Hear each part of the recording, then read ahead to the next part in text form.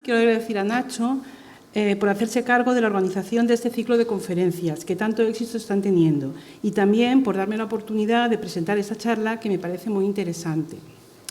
En las charlas anteriores nos han hablado y hemos aprendido sobre la crisis energética y las reservas de materias primas en el planeta, sobre el estado de la investigación en el campo de las energías renovables y sobre los riesgos de la desertificación de las zonas áridas.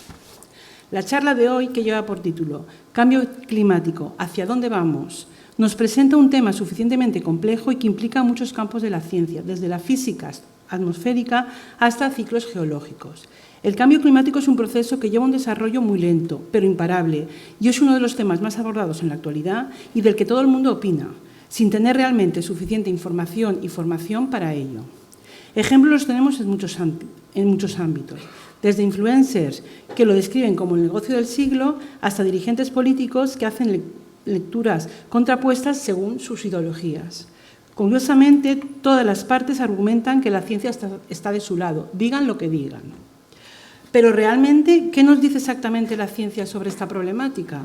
Para contestar a esta pregunta y conseguir una visión más certeza y experta sobre la situación medioambiental actual, hoy nos acompaña la doctora Ana Iglesias, de la Universidad Politécnica de Madrid. La doctora Iglesias es profesora y una reconocida investigadora sobre el impacto del cambio climático a nivel internacional.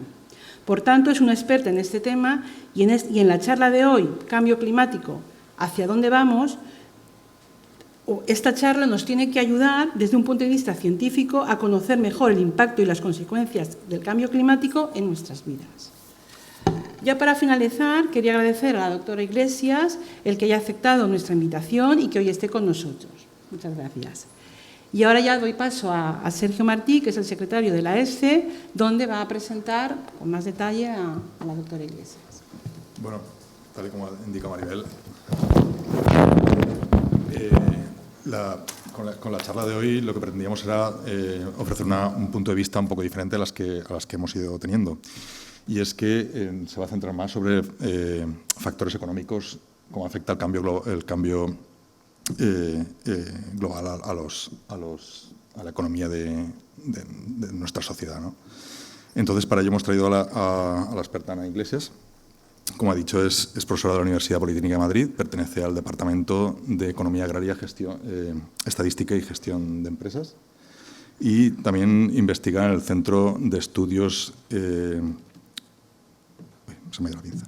Centro de Estudios e Investigación para la Gestión de Riesgos Agrarios y Medioambientales. Su investigación está centrada también en la interacción entre la economía y el cambio global, ¿vale?, y en la agricultura y el agua, pero sobre todo en la parte económica, lo cual es también muy interesante porque está suponiendo actualmente ya una losa para nuestro modelo socioeconómico y puede ser muy interesante ver qué pinta de evolución tiene el problema. Bueno, pues, el currículum es muy extenso, pero si quieres le doy pie ya a la charla. Vale. Pues 1.000.000 de gracias a la universidad y sobre todo a vosotros que estáis aquí un viernes, casi a la hora de comer, y os agradezco muchísimo estar y en todos los sitios vengo a aprender no solamente lo buenísima que es la comida en Castelló, sino aprender de vosotros. Y quiero empezar la charla, a ver si tengo la oportunidad de coger el micrófono. Para que me oigáis. ¿Me oís por aquí? ¿Sí? ¿Así? ¿Se oye? Vale, fenomenal. Pues he querido empezar con una noticia que he visto esta mañana y tengo tal de formación profesional por haber trabajado tanto tiempo en el cambio climático que cada vez que me levanto y veo la prensa, casi me da igual ver qué tipo de prensa, pues veo algo que yo lo encuentro en relación con el cambio climático, con lo cual pienso que está en mi vida siempre, pero a lo mejor eso es demasiada de formación profesional, pero me gustaría que reflexionarais sobre esta imagen y que si alguno pensáis si esto también está en vuestra vida. Esto es una noticia de esta mañana, no estaba ayer, del Financial Times. Spain pushes ahead with windfall tax on banks and energy groups. Tax, ¿sabéis lo que es Spain? ¿Sabéis lo que es Spain, no? Eso sí. ¿Y windfall? ¿Y energy? Sí, y habéis tenido, que la vi yo ayer en el YouTube, una presentación extraordinaria sobre la energía. Pues tax, sabemos que es impuestos, es algo que no le gusta a nadie. Windfall tax es una cosa muy interesante, que son impuestos extraordinarios. Y de repente el gobierno de España ha dicho, hay que poner un impuesto extraordinario. ¿A quién? A los bancos, y yo pues obviamente estoy totalmente de acuerdo, y a los grupos de energía. Ahí, ¿quién sabe quién es Enrique Galán? ¿Alguien sabe quién es Enrique Galán? Que suba la mano quien sepa quién es Enrique Galán. Vale. De los alumnos, alguno no. Bueno, pues es el presidente de Iberdrola y es uno de los actores clave en la política que se aplique en España en el tema de cambio climático, porque al ser Iberdrola, sector de la energía, habéis estado todos en el sector de la energía y lo que hace falta para descarbonizar el sistema energético de España, y todos me imagino que sabréis el dinerazo que gana Iberdrola, y ahí está Nadia Calviño diciendo vamos a poner un impuesto extraordinario a los grupos de energía. Entonces, lo único que pretendo en esta charla es que si mañana, después de haber oído algo, que voy a soltar muchas cosas, pero que se quede alguna solamente distinta de las que teníais antes, es que al leer una noticia como esta, también vosotros penséis, tengo que prestar más atención al cambio climático, porque mi bienestar depende del dinero que yo vaya a tener o vaya a tener que contribuir, dependa de él, porque además, si estamos viendo lo que es un impuesto, y el gobierno va a tener más dinero, recauda más, va a tener más dinero, también querremos saber lo que va a hacer el gobierno con ese dinero. No solamente que va a recaudar más, nos tendrá que llegar algo, de alguna manera, ¿no? O sea, que veamos con espíritu crítico que hay muchas decisiones que se toman todos los días que nos afectan enormemente como ciudadanos, que tienen que ver con el cambio climático. Estoy un poco preocupada porque me han presentado diciendo el punto de vista de la ciencia, el punto de vista de Ana Iglesias como una profesora más que se dedica pues a estos temas, y bueno, pues que vamos a ver distintos elementos relacionados con el cambio climático. Y entonces voy a pasar ya a mi presentación formal, que es esta de aquí. Y la verdad es que Verdades y Mentiras sobre la crisis medioambiental es una cosa súper interesante y me alegro de formar parte de ello, y sobre todo después de las otras personas que han participado, que es que son increíbles. Y esto sí funciona, ¿no? ¿Esto hemos dicho que sí que funciona? Vale. Bueno, voy a hacer una pequeñísima introducción de 4 diapositivas y después os voy a decir cómo está estructurada la charla. Y que alguien me diga cuándo llevo media hora hablando, porque yo creo que más de media hora es demasiado, porque lo interesante es ver qué pensáis vosotros de alguna de las cosas. Empiezo con la literatura, y he estado tomando café con la profesora de inglés, que también sabe alemán, Goethe, pues no lo he podido poner en alemán, pero una persona solamente escucha lo que es capaz de entender. Entonces, es un placer estar en una facultad de ingeniería y de física, con lo cual muchas de las cosas que voy a decir van a ser demasiado obvias para vosotros, porque realmente vais a escuchar lo que sois capaces de entender. Bueno, 3 conceptos claves. La contaminación o las emisiones en la atmósfera producen un efecto en otros que no somos los que participamos en el mercado.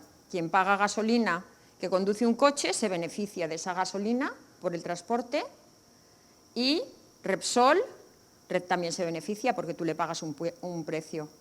Pero si alguno de vosotros no va en coche, se perjudica de que haya contaminación. Y todo el planeta nos perjudicamos de que haya emisiones, porque tiene lo que en economía se dice una externalidad negativa. Es un efecto en otros que no participan en el mercado y que se ven afectados por esa transacción de compra y venta de gasolina, que no tiene nada que ver con ellos, no tienen coche y además van andando a todos los sitios, ¿vale? Ni siquiera van en autobús. Con lo cual, desde el punto de vista de teoría económica, el Estado interviene para mejorar el bienestar de todos cuando están siendo sometidos a algo que es malo para ellos. Los gases de efecto invernadero son malos para todos y luego vamos a ver un poco más la física. Ahora estamos en esta pequeña introducción, es unas pinceladas de economía, porque aquí venís de todos, hasta de criminología me han dicho, pero de economía yo creo que venís pocos. O sea, que el Estado interviene para mejorar el bienestar de todos. Lo mismo que el Estado interviene subvencionando vuestra educación, porque una mejor educación pues, tiene consecuencias positivas sobre el crimen, por ejemplo, o sobre el bienestar, o sobre las decisiones que se puedan tomar en la sociedad.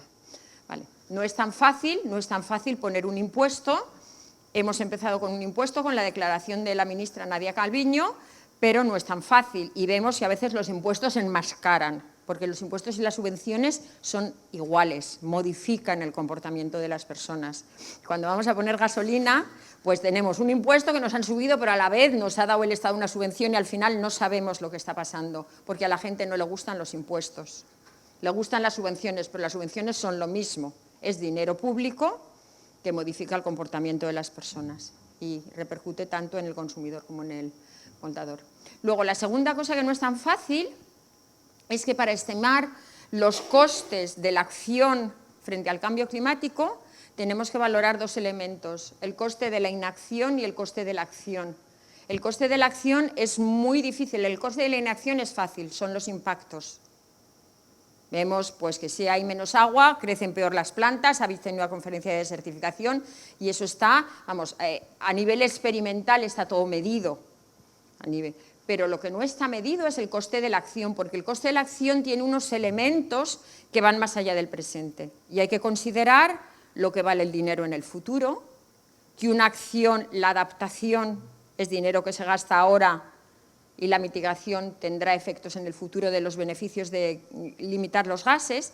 Entonces, ese coste de mitigación, de adaptación del presente y el futuro, ¿cómo se calcula eso en términos económicos con la tasa de descuento, con los modelos generacionales? Es muy difícil y un gran movimiento para intentar justificar que las acciones que tomemos ahora influyen en el futuro es el involucramiento de los jóvenes en las negociaciones del cambio climático. No es porque sí, no es porque de repente los jóvenes estén más motivados, es una orquestación por parte de los analistas para incluir una generación que va a tomar decisiones con unos datos del futuro. Entonces la generación está diciendo, a mí me importa mi futuro, tú tienes que aplicarme a mí un valor del dinero, lo mismo que el que tienes tú, lo que se llama una tasa de descuento, que es como lo contrario de la inflación. ¿Vale? O sea, que el que esté la generación más joven teniendo una voz muy grande sobre el cambio climático es para justificar que la inacción o la inacción en la generación futura se tiene que contar exactamente igual. Eso tampoco es fácil, porque las decisiones que tomemos al futuro, yo que soy muchísimo más vieja que vosotros, me importa más el colesterol que a vosotros, me imagino, porque a vosotros pues, tenéis toda la vida por delante. O sea que vosotros siempre aplicáis una tasa de descuento a las decisiones, aunque digáis que no. Vale, pues eso lo hace muy complicado, el valorar eso, por eso las negociaciones son muy complicadas. Y la tercera cosa que quería mostraros aquí es que en las negociaciones, cuando no se tienen todos los elementos para poder actuar sobre ellas, una manera de negociar, desde el punto de vista de teoría económica, es mirando lo que es mejor para mí, independientemente de lo que hagan los demás. O sea, que los chinos no son idiotas, ni no sé qué, ni son malísimos, sino que saben lo que influye en ellos la decisión que tomen. Y yo no sé si vosotros os acordáis del colegio, que seguro que habéis hecho esto, es jugar al dilema del prisionero. ¿Quién ha jugado al dilema del prisionero? Vale. Y sabéis lo que se hace, ¿no?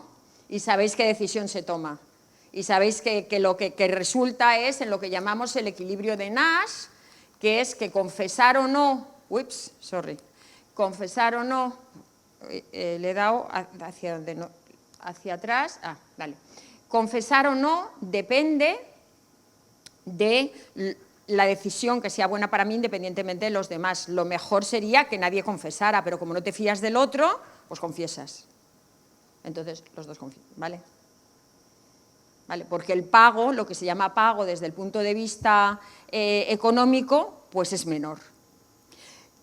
¿Qué pasa? Que tú tomarías otra decisión distinta si sabes que te van a penalizar, que eso es lo que se llama trabajar en un cártel, como el cártel de la droga, pues el cártel del petróleo. Se trabaja en un cártel porque si tú sabes que si no dices la cosa adecuada para salvar al otro, viene y te pega un tiro o te limita a lo que sea, pues tomas la decisión que quiera el otro. Entonces, bueno, estamos todos sometidos a cárteles en las decisiones colectivas y a países que se ven penalizados por otro, que en realidad lo que están influenciando es el resultado de esa teoría de juegos. Vale, bueno, pues con esas... Voy demasiado rápido. Con esas ideas súper preliminares, lo que voy a hablar de 3 cosas en los 20 minutos o lo que sea que queda. Voy a hablar de la parte física, que es más calor, más lluvia y más sequía, y todos sabéis por qué digo más lluvia, ¿no? ¿Quién no está seguro de por qué pongo ahí más calor, más lluvia y más sequía? ¿Quién no está seguro? ¿Tú no estás seguro de por qué? Porque una atmósfera más caliente retiene más agua. Siempre hay más lluvia. Cuando la temperatura del planeta llueve, siempre hay más lluvia, hay más evaporación. 4/5 de la superficie de la Tierra es agua. Entonces, más calor, pues hay más evaporación, pero es dónde cae el agua y cuándo, lo que nos interesa saber, pero siempre. ¿Vale? Cuando pones la ducha más caliente en el cuarto de baño, se empañan más los cristales, hay más evaporación. O sea que tenemos escenarios que son demasiado calor, demasiada agua y demasiada sequía, porque la lluvia no se distribuye homogéneamente. Y luego tenemos una serie de condiciones que son medioambientales, sociales, económicas, lo que queráis, área de exposición, lo que queráis. Entonces, el riesgo que tenemos de sufrir daños depende en cuánto el conjunto de variables meteorológicas nos impactan a nosotros, porque algo solamente causa daño si hay alguien expuesto a ello. ¿Vale? Lo que tenemos que gestionar es el daño, no podemos gestionar el clima. El clima lo gestionaremos a través de la mitigación solamente, control de las emisiones, pero lo que gestiona la política es el daño, bueno, y también un poco las emisiones. Ahora nos hemos pasado todo al daño y hablaremos de eso al final. Entonces solamente voy a poner algunas ideas desde el punto de vista académico, que no es el único, ¿vale? Y me gustaría oír a otros. Sois todos de física y yo creo que no hay que repetir que una atmósfera con más partículas de gases de efecto invernadero pues tiene mayor capacidad de retención del calor, porque la radiación que viene del Sol es de onda corta y la que emite la Tierra es de onda larga, y entonces la composición atmosférica, con un simplísimo balance de energía, que esto se sabe desde siempre, porque el planeta nuestro está a 15 grados, bueno, ya está a 16,5 de media en la atmósfera cerca de la superficie terrestre. ¿Y qué planeta que está más cerca del Sol está más caliente? Sí, ¿por qué? Porque tiene una atmósfera distinta. Eso se calcula perfectamente. O sea, tenemos ahora unos 15 o 16 grados de balance de energía en la Tierra y ahí intervienen una serie de cosas que son la reflexión sin gases de efecto invernadero, sería la superficie en la temperatura de la Tierra sería 5, o sea, se calcula y se mide, y esto no son modelos, esto son mediciones. Tenemos el greenhouse warming, o sea, la composición de la atmósfera, sobre todo de vapor de agua, que crea un efecto invernadero que sube a 35 grados, y la reflectancia de la Tierra pues nos enfriaría a 25. La suma y la resta, no hace falta tener unos modelos muy grandes. Y de hecho, os voy a decir que Manabi, que es de la Universidad de Princeton, este año ha recibido el Premio Nobel de la Física, y sus simulaciones de la circulación general de la atmósfera hace muchos años ya, pues no me acuerdo, en los años 70 u 80, que no habéis nacido ninguno de vosotros, los hizo con un ordenador que tiene menos capacidad que cualquiera de nuestros teléfonos móviles de ahora. O sea que tampoco hace falta darle demasiadas vueltas ni quererlo poner todo con millones de milímetros. Más gases, más calentamiento global. Y no merece la pena incidir sobre eso porque es como decir, pues no lo sé, si más agua que caen en las plantas, pues crecerán más. No hace falta nada más que venir a Castellón y ver que todas las plantas están mejor que en Madrid, que es de donde vengo. Si alguno tiene curiosidad en ver en el eje X, que son millones de años, y en el eje Y hay metano, CO2 y temperatura en rojo, pues está clarísimo. Los testigos de hielo en las casquetes polares que se perforan y se miden con carbono radiactivo, carbono 14, pues se ve la composición del aire en cada época glacial, y estáis mirando que el eje son millones de años. Entonces, no estamos diciendo que las variaciones climáticas no hayan ocurrido en la Tierra, sino que se corresponden con variaciones de gases de efecto invernadero en la atmósfera terrestre, y además la pendiente de esas variaciones, estamos hablando de millones de años, y ahora estamos hablando de decenas de años. Entonces, la escala temporal es completamente distinta. Por eso, ahora al cambio climático lo llamamos un cambio antropocénico, y estamos definitivamente en la era del antropoceno. Esto le doy demasiado así. Vale.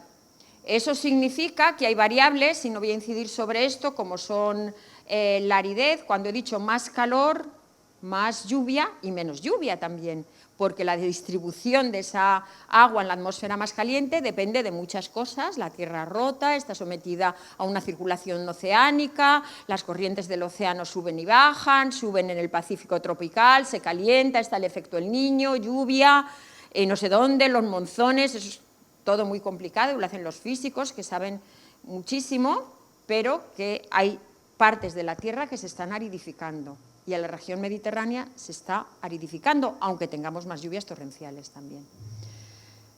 Entonces, las personas que a veces dan argumentos científicos sobre por qué el cambio climático hay que interpretarlo de otra manera, son personas que mezclan las variaciones orbitales, que son las variaciones de Milankovitch, del ángulo de la Tierra, etcétera, y todo eso interviene, pero ya hemos visto que las escalas temporales son distintas y que están consideradas en los modelos, y hay absolutamente una unanimidad científica en saber que el antropoceno nos hace variar nuestro clima. ¿Vale? Para mejor o para bueno o para malo. Todavía no hemos dicho eso.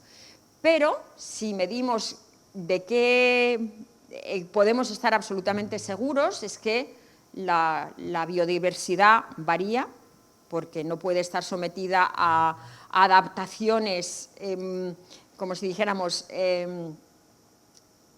que son acciones que tomamos los humanos para paliar los efectos o para cambiar los efectos que podemos tener por el clima, como poner aire acondicionado o no. Pues si tenemos una serie de especies en el terreno, en la tierra, pues no pueden poner el aire acondicionado si tienen demasiado calor, por ejemplo.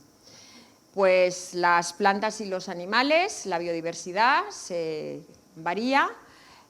Importantísimo, las capas de hielo, esto está absolutamente medido, y las variaciones regionales de clima, con toda certeza, no hay ningún lugar a dudas a esto.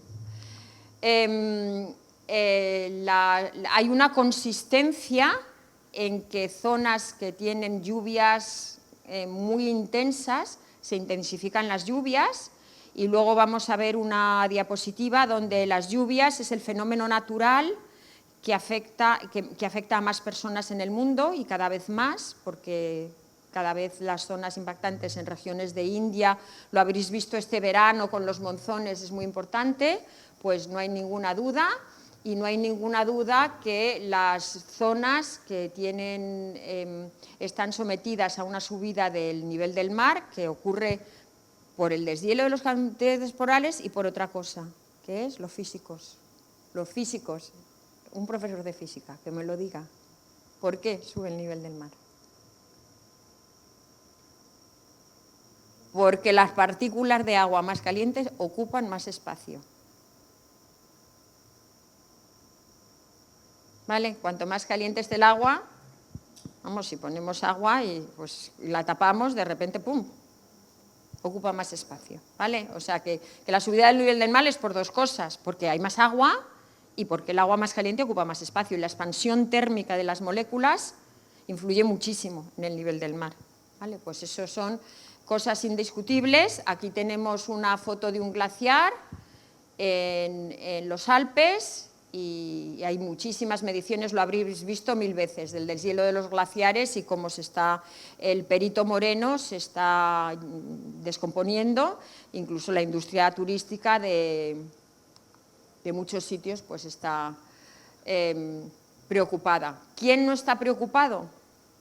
Quien pueda tener acceso a unos recursos que en este momento están tapados por el hielo. Entonces, ¿quién no está preocupado en Europa? Rusia, Noruega, etcétera. Estamos preocupados por los demás, que ellos se beneficien, nos está produciendo una externalidad negativa, porque el deshielo del permafrost, más metano en la atmósfera y peor para todos. Y puede llegar a algunos dicen un tipping point, que es casi irreversible. O sea que lo que son buenas noticias por algunos, que se pueda sacar más petróleo de sitios así. Bueno, Trump quiso comprar Groenlandia hace poco a los daneses y los ofreció no sé cuántos millones de euros. Y digo, este señor se creerá que los daneses son tontos. Les ofreció comprar Groenlandia a los daneses porque evidentemente sabe que detrás... esto ya lo he dicho. Vale. Bueno, pues entonces, con la ciencia, ¿qué pasa? Que hay una serie de la sociedad, la comunidad científica se ha casi asociado, o no sé cómo decirlo, se ha conglomerado. Todas las comunidades científicas siempre se unen a grandes grupos, pues de, yo qué sé, los que estudian la geología de no sé qué, o los que estudian la biodiversidad del planeta. Pues la comunidad científica que estudia el cambio climático está asociada, y está asociada en una organización paraguas creada por Naciones Unidas que se llama el Panel Intergubernamental de Cambio Climático. Y todos los informes que produce este panel están mirados con lupa. Yo creo que muchísimo más que cualquier otro informe, porque ha habido tantos detractores del cambio climático que yo creo que la cantidad de veces que se han mirado los puntos y las comas de estos informes va muchísimo más allá que lo que se publican en otros sitios. Por ejemplo, el efecto del clorbutanol, que es lo que ponen a todos los pollos y nos los comemos, en la salud humana. Eso no lo miran con lupa cada vez que se pone, pero los informes del cambio climático están mirados con lupa. Y yo os animo a que, si tenéis alguna duda, miréis en el IPCC, porque la verdad es que son muy serios y están muy bien contrastados, y solamente se basan en publicaciones que han sido revisadas por pares. ¿Vale?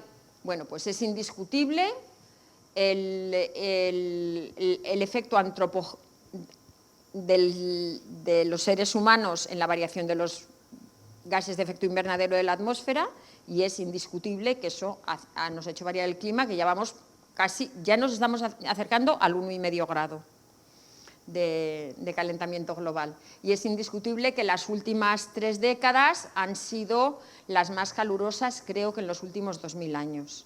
Ha habido épocas más calurosas y lo hemos visto en los millones de años que están completamente estudiadas, ¿vale?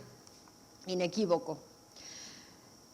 Tiene otro componente que no solamente es la variación en la media, sino la variación en los extremos, y eso nos tiene que preocupar al día a día, porque en la variación a la media, algo que cambia gradualmente, alguien se puede adaptar, a no ser que llegas a un umbral que no te puedes adaptar más. Y puedes pensar que la tecnología o la política o la normativa puede cambiar de alguna manera, pero algo que nos ocurre inesperadamente, un fenómeno extremo, es más difícil de adaptarnos. Y ahí está una foto de Nueva Orleans con el huracán Katrina en el 2005, y el huracán de este año ha producido incluso más daños. ¿De qué dependen los daños? Ahí hay una foto de un huracán, que eso es el fenómeno físico, pero también hay una foto de una ciudad. Dependen de la infraestructura que tengamos. En España no tenemos los huracanes tan grandes como en el Caribe, pero sí que tenemos, por ejemplo, en el Levante español, tenemos la gota fría o la Dana, que genera unos daños increíbles todos los años, causados por dos cosas: por la lluvia que cae, que está, y ahora veréis, os voy a poner un artículo de una compañera mía que trabaja en la Universidad de Barcelona, que es la que más sabe de inundaciones de España, pero también por la infraestructura. Y ayer se lo estaba comentando a Nacho, que lo que pasa en la Vega Baja del Segura es que la infraestructura de construcción de viviendas está hecha de manera que el agua no se puede evacuar, paralela al cauce del río, y entonces pues no se puede drenar el agua. Entonces, aunque llueva muy poco, se inunda y es un follón todo aquello. O sea que ya vamos a ver que el daño y el crecimiento de los fenómenos extremos es muy difícil de medir, porque hay dos cosas, las dos bolitas que os había puesto al principio de lo que vamos a hablar hoy, que es la parte física y la parte social. La parte física, está claro que hay un aumento mayor, pero hay un aumento desproporcionado de los daños que se causan, porque los medimos mejor, porque la infraestructura es distinta, porque hay más población que vive en las áreas costeras. El 70% de las personas viven en la costa, en el mundo. Entonces, con poco que pase, pues ya tiene muchísimo más daño. Es difícil de quitar la señal social a la parte solamente del huracán, de los fenómenos extremos, pero está claro que la intensidad y la frecuencia de fenómenos extremos ha variado. Y para ello os dejo aquí algunos artículos que son muy interesantes. Primero el de Carmen Yesat, de Barcelona, que es buenísima. Ella analiza las inundaciones en España, me parece que desde el año 1600 o algo así, o sea que el récord que tiene histórico, con distintas maneras de analizar las cosas, es increíble y es el mejor de España. Esta Floods Evolution in the Mediterranean Region, ¿vale? Esto, hay una asociación de científicos que se llama Medclibar, donde está también Carmen Yesat, es una de las importantes allí, que analiza los fenómenos extremos en el Mediterráneo. Hay otra asociación que se llama MEDEC, que analiza también los impactos en zonas desde el punto de vista más social en el Mediterráneo. Y el año pasado, yo soy de esa asociación, nos dieron el premio del Consejo de Europa, del Norte-Sur, por haber hecho el informe que más efecto había tenido sobre cómo vive la sociedad en un clima más cambiante. Más informes, porque ayer me pidió Nacho que incidiera sobre la parte científica de los impactos de los fenómenos extremos. Hay una estupendísima revista, el Proceedings de la National Academy de Ciencias de Estados Unidos, y aquí la siguiente es muy buenos recursos. Es que es demasiado sensible a mi dedo. Esas son las tres academias de Estados Unidos, la de Ingeniería, la de Ciencias y la de Medicina, y este artículo es Extreme Weather and no sé qué, es que no lo veo desde aquí, and Global Warming. Consenso de tres academias que son indiscutiblemente objetivas. Muy buenos recursos, si alguien lo quiere, y como vais a tener la presentación en NOAA, que es como si fuera el meteorológico de Estados Unidos, que hay buenísimos vídeos para explicar de qué manera la variación de las corrientes oceánicas, cuando está más caliente el agua del mar, hace que la lluvia se evapore y se vaya a las nubes, y dónde caen, y por qué hay más fenómenos extremos en un sitio o en otro, y es muy bueno. No he querido poner el vídeo por no distraer, pero si alguien lo quiere, ahí dais al clic en esa página web y hay un vídeo muy bueno. Vale, pues está claro que tenemos muchísimo más daños por este tipo de efectos. Vale, hasta aquí la parte física. Y ahora vamos a pasar un poco a la parte social de daños, y la voy a estructurar con estos puntos. Vamos a ver que tenemos un conocimiento empírico de qué manera estas variaciones de clima nos afectan. O sea, tenemos mediciones de datos. Luego, que necesitamos modelos de alguna manera para transformar ese conocimiento local y muy específico a grandes áreas, porque para tomar decisiones en la transición de las políticas necesitamos saber lo que pasa a gran escala, no solamente saber lo que pasa, por ejemplo, en esto. La relación de la floración del algodón y la humedad, perfectamente conocida. Si no se tiene esa suficiente humedad para que el algodón funcione de alguna manera, pues no se tiene una buena cosecha. Y en base a este tipo de datos empíricos son los modelos agrarios, que no hace falta ser un investigador en cambio climático, sino saber fisiología vegetal, pues puede construir relaciones simplísimas basadas en la evidencia. No hay más allá, con lo cual los modelos agronómicos suelen ser súper buenos, porque hay muchísimos datos experimentales. Vale. Los modelos que ya incluyen otros componentes, ¿y alguien sabe qué es eso? ¿Alguien ha estado ahí? Si habéis estado, lo sabéis. ¿Quién ha estado ahí? Seguro que alguno. ¿No? ¿Nadie ha estado ahí? ¿Qué se ve al final? Un volcán, ¿cuál? El Teide. Eso es el Teide, eso es Tenerife. Y eso es la gestión del agua en Tenerife. En Tenerife no hay ríos. El agua es subterránea, viene de galerías y es agua privada. No tiene nada que ver ni con lo tuyo ni con lo mío. ¿Vale? Entonces, las realidades locales hacen que los impactos que se puedan tener sean distintos, porque nos está condicionando lo mismo que esa infraestructura en Nueva Orleans nos condicionaba la inundación, esta manera de gestión del agua en sitios tan he puesto esto porque es lo más raro que he encontrado en mi vida, ¿vale? Pero que, bueno, la manera de gestionar nos está definiendo al final el impacto. No solamente depende de que llueva mucho o cuándo, sino de cómo esté gestionada el agua para que nosotros, en una población o en un sector de producción, veamos un impacto. Y al final la política necesita saber lo que le pasa a ese sector de producción. Y por eso hemos empezado con la declaración de Nadia Calviño de que le vamos a poner unos impuestos a este señor que está ganando mucho dinero, a costa del cambio climático. Vale, que lo tengamos que saber, que se gana mucho dinero a costa del cambio climático. Vale. Otra de las cosas que se están moviendo y que es otra realidad local, estamos hablando primero de las realidades locales que sabemos en cuanto a los impactos y en cuanto a la gestión y cómo se hace. Es lo que se llama el land grabbing. Países ricos están comprando a países pobres su tierra y sobre todo su agua. El grabbing, las compras de terrenos públicos por parte de Arabia Saudí, de los Emiratos, de China, etcétera, en África es mayor que la extensión de la superficie española. Y lo que están haciendo es comprar agua para garantizar su producción.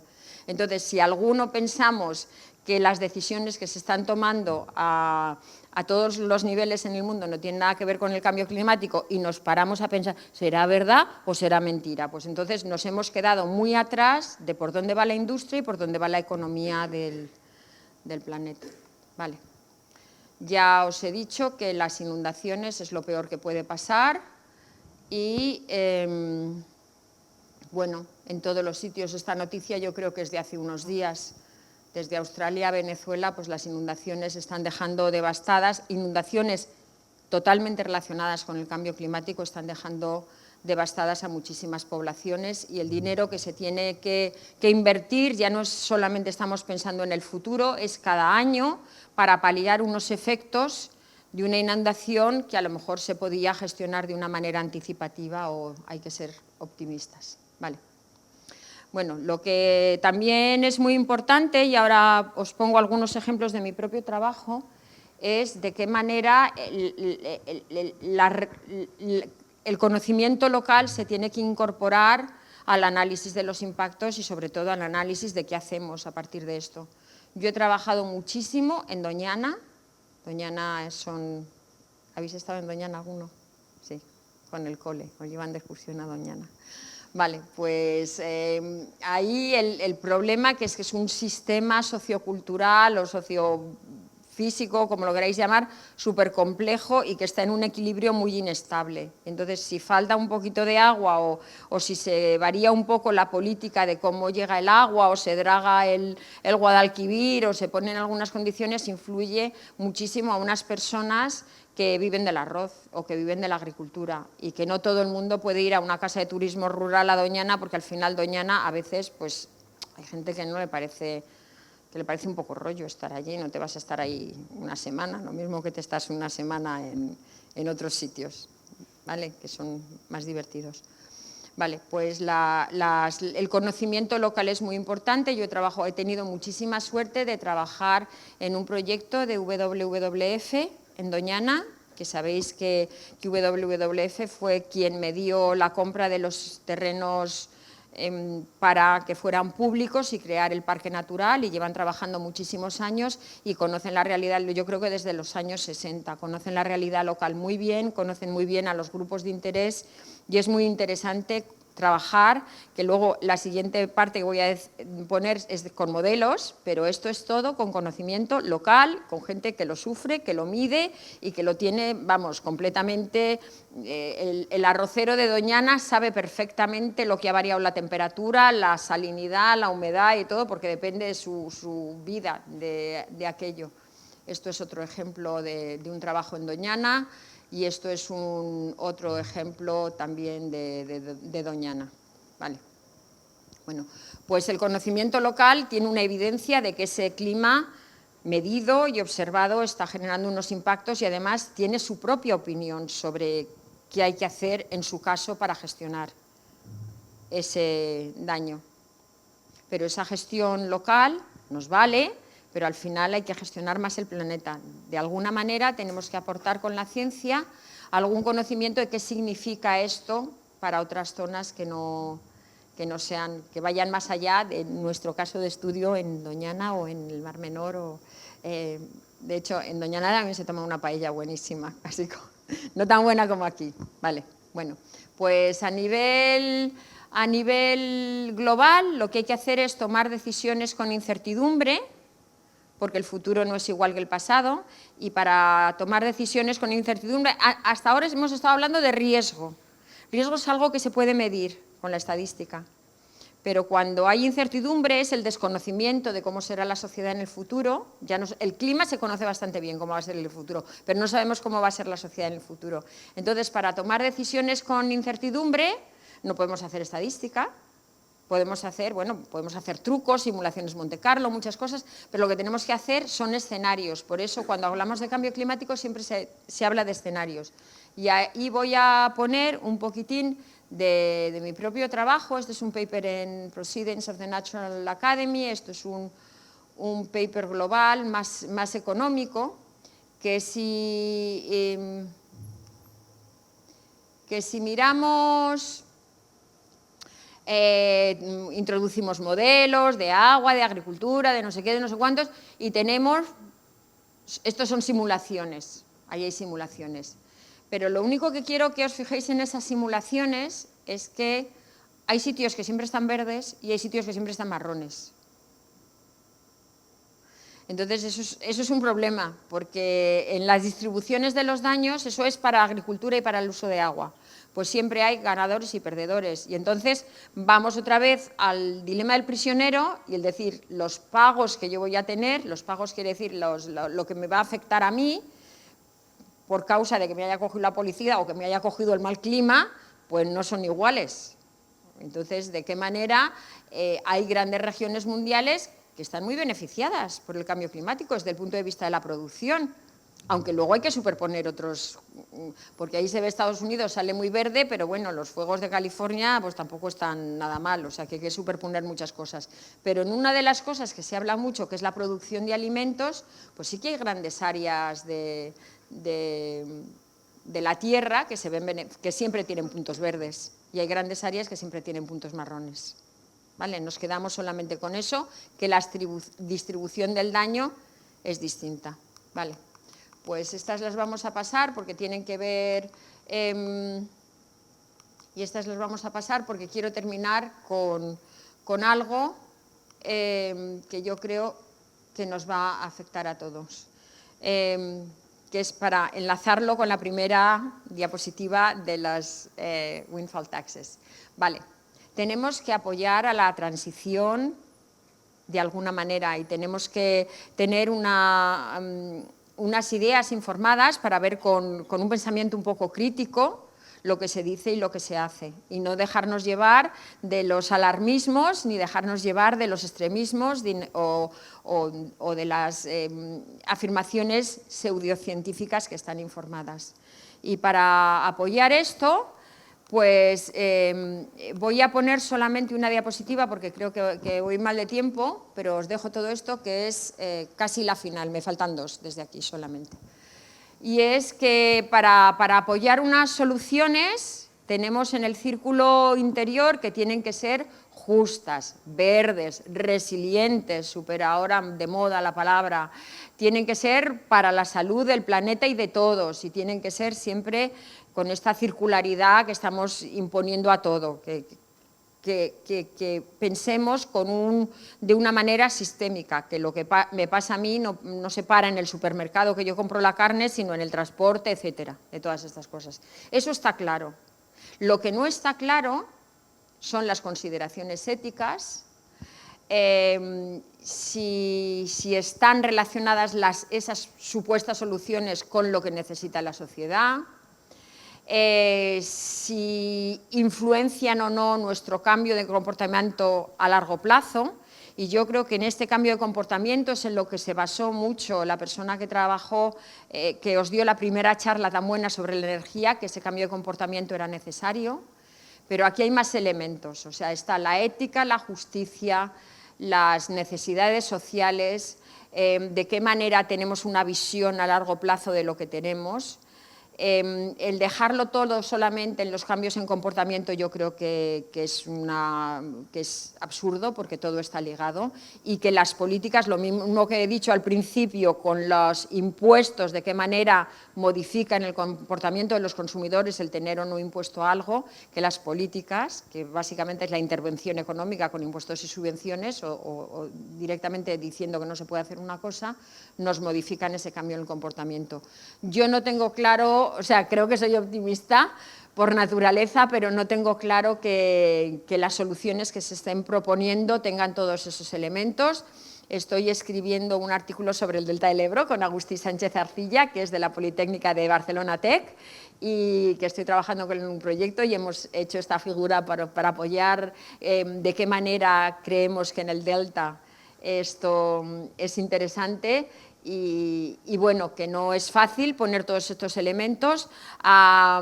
Me preocupa que el discurso medioambiental a estas alturas siga siendo ecológico o económico. No, no es ni ecológico ni económico, tiene que tener unos elementos que vayan muchísimo más allá, sociales, de que lo ecológico no es bueno para la economía y lo económico no es bueno para la ecología. Está absolutamente demostrado que un planeta que no mantiene su medio ambiente no será económicamente ni socialmente viable y yo creo que es importante pasar a conocer la complejidad y demandar a las políticas que pueden ser o de agua o de agricultura o lo que sea ya, que tengan más de estos ingredientes que bueno, que los que nos sentamos en nuestros despachos y pensamos en cosas siempre nos ocurren muchas que son demasiadas y que a lo mejor no son prácticas, pero ir más allá del debate, os animo a que vayáis más allá del debate solamente que la ecología está reñida con la economía, que yo creo que es un debate absurdo en este momento y que desde luego en Iberdrola ya lo han superado hace mucho tiempo y por eso están saliendo ganando, porque ya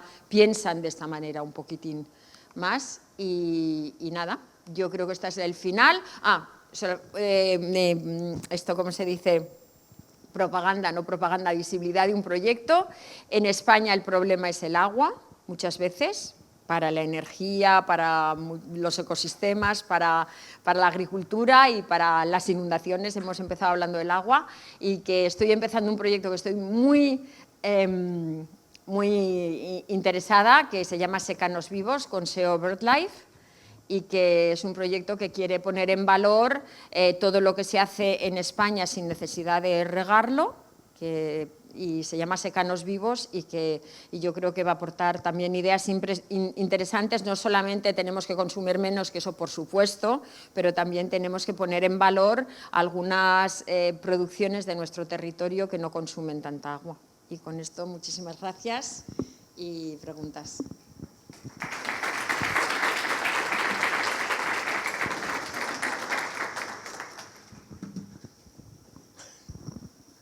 No sé si me he pasado de tiempo. Bueno, muchas gracias, Ana, por la presentación. Ahora es el momento que abrimos un poquito de debate. Si alguien tiene alguna inquietud respecto al cambio climático, Ana es experta en varias facetas, estará contenta de responderos. Como siempre, damos un poquito de preferencia a los estudiantes si se atreven a romper el hielo.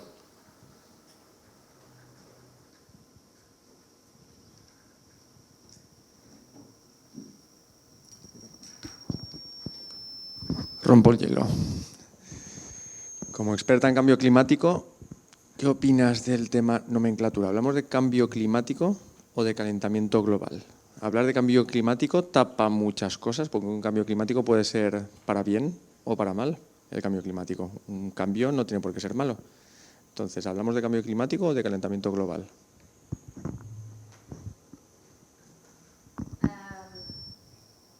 A mí me da un poco igual, yo creo que es irrelevante. O sea, es un cambio, obviamente, y el cambio puede ser bueno o malo, evidentemente, y está claro que es bueno en muchos sitios. O sea, el señor que viva en Siberia dirá, ¿qué tiene de malo el cambio climático? ¿Vale? O el calentamiento global, le da igual. Es un cambio, es pensar que nuestra experiencia del pasado reciente no nos sirve para lo que estamos viviendo y para el futuro, y calentamiento global, pues evidentemente se está calentando. Yo creo que es absolutamente lo mismo.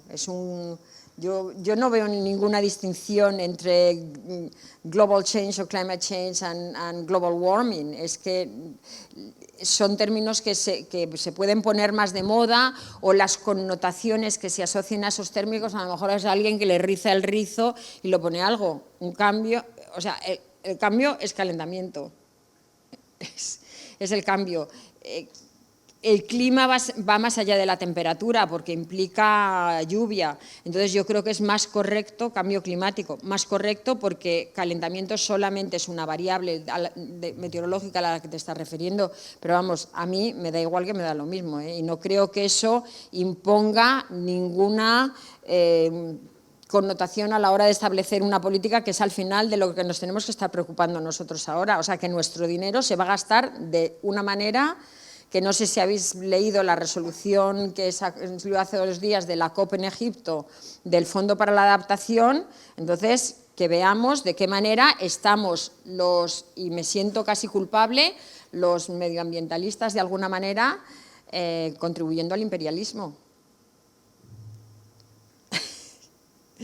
global. O sea, ahora vamos a dar dinero porque yo te diga cómo tienes que hacer las cosas y a quién va a ir dirigido ese dinero. Entonces, a mí casi me preocupa más eso, porque se están moviendo muchísimas cifras, que si a alguien le guste más decir. Pero seguro que lo has preguntado por algo y entonces me gustaría saber tu opinión, el cambio y el calentamiento. A mí me da igual una cosa que otra, es que no creo que tenga ninguna trascendencia, pero a lo mejor es por algo.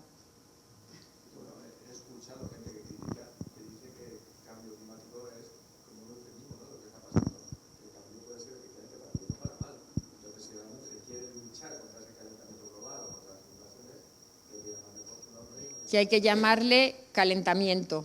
Hay gente que piensa que sí, pero el cambio climático es como un cambio de moda, cambio de estilo, cambio climático. Vamos a otra cosa, pero no tiene por qué ser mala. Claro, no todo el mundo está de acuerdo que el cambio climático. Obviar que hay ganadores del cambio climático es no ver las cosas como son, porque cuando tú negocias o cuando tú tienes que proponer una serie de acciones que cuestan dinero y establecer prioridades, tienes que tener en cuenta, por eso he empezado con el dilema del prisionero, si tú haces una cosa, al otro le influye tu decisión. Entonces, obviar que hay grupos de países que se pueden beneficiar de alguna manera de las acciones o ser más perjudicados, yo creo que eso es un error, porque hay ganadores y perdedores, y desde luego lo que genera un cambio en las condiciones atmosféricas que nos influyen a las actividades humanas es, sobre todo, generar más disparidad. ¿Vale? Más disparidad, entre otras cosas, social, porque muchas áreas más impactadas son las áreas que tienen unas condiciones sociales que las hacen más susceptibles de sufrir daños, como India, por ejemplo. Entonces, esa semántica sí es interesante, pero pensar que en India, que están diciendo, no ha ido a la COP India, que tiene 1 billón de personas, están diciendo porque contamina mucho. En India se contamina 10 veces menos que en Europa por habitante. Se contamina más porque tiene muchos más habitantes, pero por habitante es 10 veces menos que Europa. Yo creo que tenemos, sí, pues cambios, si es que es cambio, realmente. Calentamiento global es lo mismo, el calentamiento le beneficia a mucha gente. Anda que no estarán ahora contentos los alemanes que no tengan que poner tanta calefacción porque haya más calor en sus casas, porque no te quiero decir hasta yo, pero vamos, que yo el día que no tenga que poner la calefacción me alegro. Lo siento decirlo, porque es que los precios del gas son increíbles. Vale, gracias.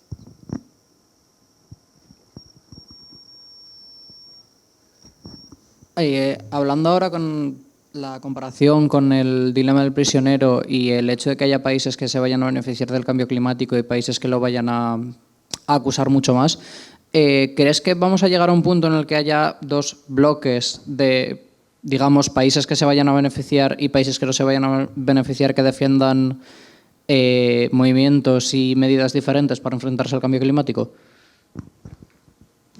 Me refiero, ¿crees que va a haber un grupo de países que defiendan sus beneficios propios por encima del beneficio general?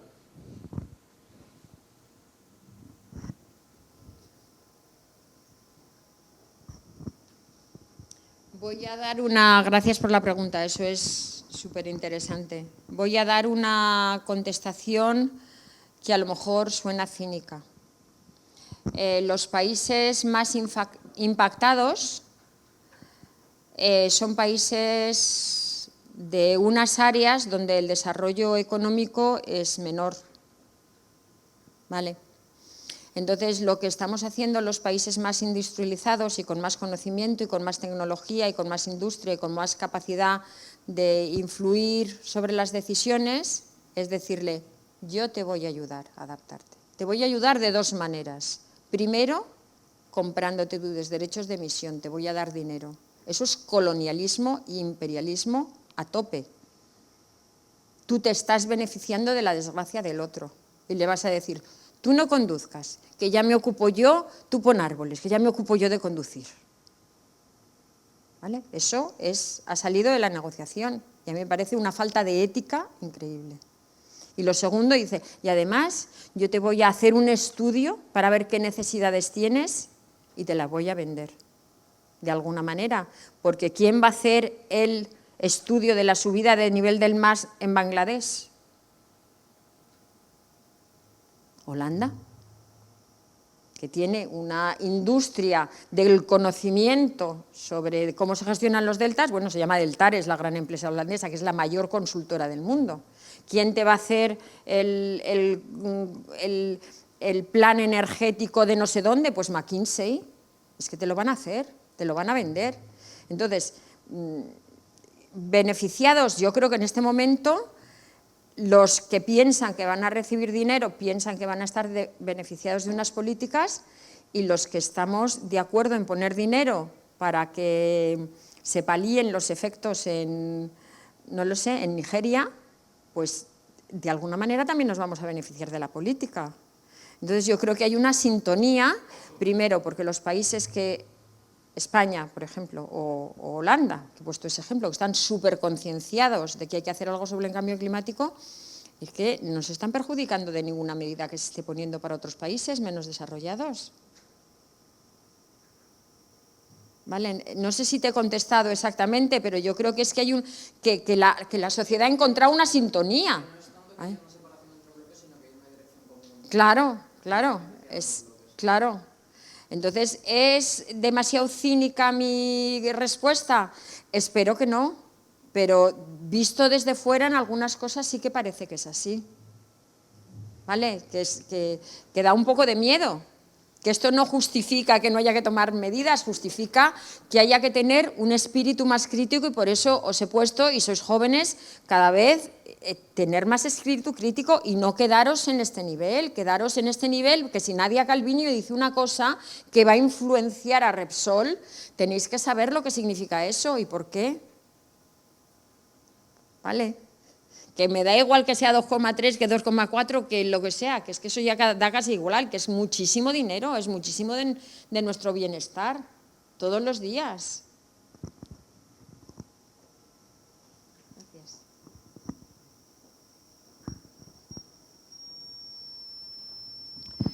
Hola. Bueno, a mí me ha preocupado ver a España de color marrón todo el rato, en todas las simulaciones. Y la zona nuestra, pues más, claro. Entonces, sin tener en cuenta solo los factores climáticos que afectan a nuestra zona, la pregunta que es la pregunta del millón, creo yo, ¿qué podemos hacer? O sea, ¿qué podemos hacer nosotros como personas individuales, en colectivos? ¿Cómo podemos hacer fuerza para que se tomen decisiones que vayan a mejorar dentro de lo posible el futuro que nos espera?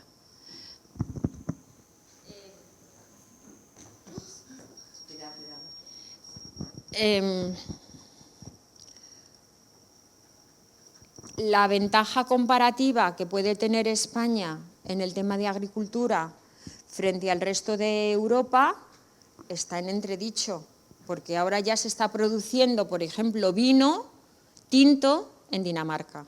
Entonces, pretender que Jumilla compita con otras zonas donde no hay que regar, pues es una cosa difícil. Hemos adaptado nuestras decisiones técnicas solamente a la economía. Y os voy a poner un ejemplo. En La Mancha, pensando que se vende mucho el vino, merlot, no sé qué, no sé cuántos, se han puesto unos viñedos que antes era una variedad de vid que se llama Arién, muy adaptada al secano, y se ha puesto una variedad que está cultivada de otra manera y que hay que regarla. Entonces, tener una visión de que el futuro es distinto es importante para tomar grandes decisiones que nos van a condicionar si al final estamos muy perjudicados o muchísimos. Perjudicados estaremos porque la distribución del agua en España está muy cerrada. O sea, en el Júcar no podemos dar más agua a la gente porque es que ya no queda. Hay más concesiones que agua en el río. Entonces, evidentemente, cualquier cambio, cualquier calentamiento, por supuesto, si hace más calor hay que regar más. Entonces, cualquier cosa que altere ese equilibrio tan inestable entre lo que tenemos y cómo hemos repartido nuestros recursos, es que no hay más agua. Entonces, cualquier variación pues hace que sea muy difícil de gestionar. Entonces, pensar, yendo un poco más allá, de si la normativa de edificación tiene que estar de una manera o de otra en un sitio que puede tener más inundaciones, como he comentado antes, el tema de la Vega Baja del Segura, lo podemos hacer todos y podemos influenciar en los ayuntamientos y en todos los sitios para que se tenga en cuenta un poquitín más el futuro, con cosas que son absolutamente incuestionables. ¿Vale? En el ámbito personal yo creo que todos influenciamos con el tema del consumo, porque al final el consumir es lo que más gases de efecto invernadero produce. Y bueno, pues si apoyamos que haya un transporte local que tenga menos consumo, pues todas esas, yo creo que es importante, pero yo creo que los grandes cambios en el comportamiento van también muy acompañados de políticas. Y pues las políticas energéticas en Europa, yo no soy una experta, pero me oí la charla ayer que me dejó impactada, que no van por buen camino. Estamos apoyando cosas que no van por buen camino, que va a hacer falta más litio, más no sé qué, ya es que no me acuerdo porque no tengo ni idea de ese tema, pero que tenemos que tener un conocimiento un poco informado que nos va a influir a todos, pero a muy corto plazo además. Gracias. Yo voy a aprovechar para hacer una pregunta. Tengo curiosidad sobre cómo es el diálogo entre ciencia y política, porque el conocimiento científico se está construyendo y tú me cuentas que has participado en una COP, eres autora contribuida en el IPCC, que se supone que su misión es asesorar a los gobiernos, y eres también miembro de la Agencia Europea del Medio Ambiente. Entonces, todo ese trabajo científico supone que es para asesorar a la toma de decisiones políticas. ¿Cómo escuchan, cuándo escuchan y realmente utilizan esa información? Hace poco sabéis todo lo que es el Centro Común de Investigación de la Comisión Europea, que se supone que eso es el Joint Research Center, que se supone que eso es una Science Policy Interface en el tema de medio ambiente. Pues oí hablar al director general del Joint Research Center y decía, si dependiera del trabajo científico la resolución del problema de sostenibilidad en la Tierra, ya estaría resuelta, porque el año pasado se publicaron 4 millones de artículos que tenían la palabra sostenibilidad. De alguna manera yo creo que los parámetros que tenemos los científicos de evaluación de nuestras carreras profesionales se están quedando cortos para que nuestro output tenga un impacto en la sociedad y está como divergente, ¿vale? Más papers, más no sé qué, más número, más citas, más JCRs.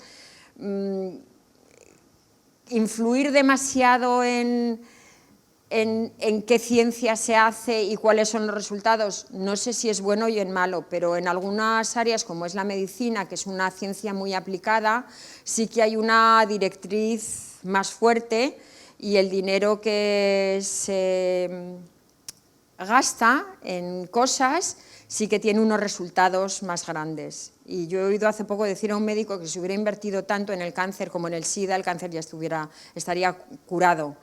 Estamos invirtiendo en, ahora sale resiliencia, ahora sale agricultura regenerativa, ahora ya no es vulnerabilidad, ahora es no sé qué, que cada poco sacamos una palabra clave para publicar otro artículo que es un poco más de lo mismo.